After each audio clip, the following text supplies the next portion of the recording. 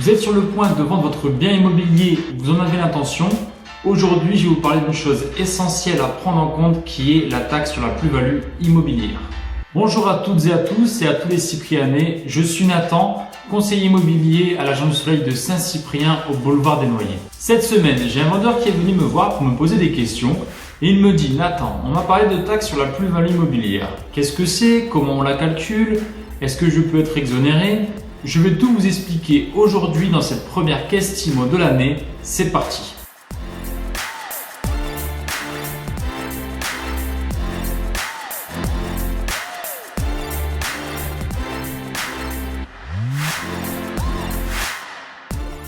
Lorsque vous vendez votre bien immobilier, appartement, maison ou terrain, il est possible de réaliser une plus-value. Cette plus-value est la différence entre le prix auquel vous allez vendre votre bien et le prix lorsque vous avez acheté initialement ce bien.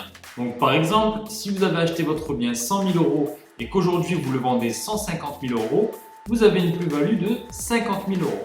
Et il faut savoir que cette plus-value de 50 000 € est susceptible d'être imposée selon certains cas. Le calcul de la plus-value immobilière est assez complexe, il y a plusieurs paramètres à prendre en compte. Tout d'abord, comme je vous l'ai dit, il faut faire la différence entre le prix de vente et le prix d'achat. Il faut faire tout simplement une soustraction.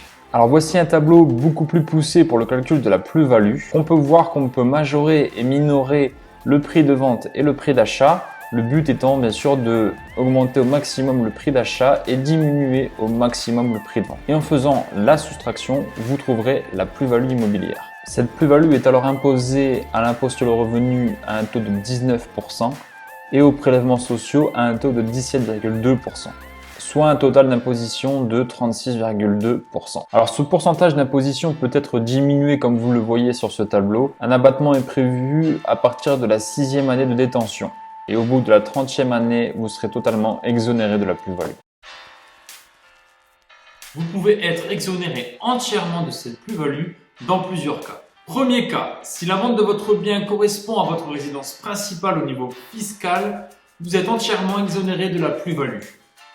Donc vous comprenez rapidement que la taxe sur la plus-value immobilière s'applique essentiellement sur la résidence secondaire dans certains cas. Deuxième cas d'exonération, si la détention de votre bien est supérieure à 30 ans. Troisième cas, si la vente est inférieure à 15 000 €. Cela concerne souvent les parkings et les garages.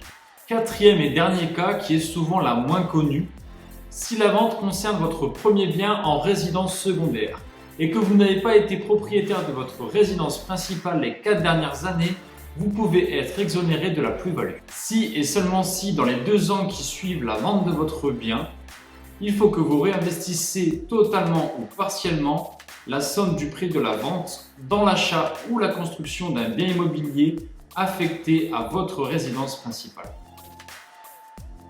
Alors je sais que c'est un petit peu compliqué la taxation sur la plus-value par rapport au calcul et par rapport aux détails sur les exonérations. J'espère que vous avez compris quand même les grandes lignes de cette plus-value. Je vous invite, si vous le souhaitez, à venir me voir. Si vous avez une question sur la plus-value beaucoup plus poussée, si vous avez un projet de vente, vous pouvez aussi venir me voir, je vous calculerai votre plus-value. Je vous remercie pour votre écoute, j'espère que ça vous a plu et je vous dis à la semaine prochaine pour le prochain sujet de la Questimo des Cyprianais.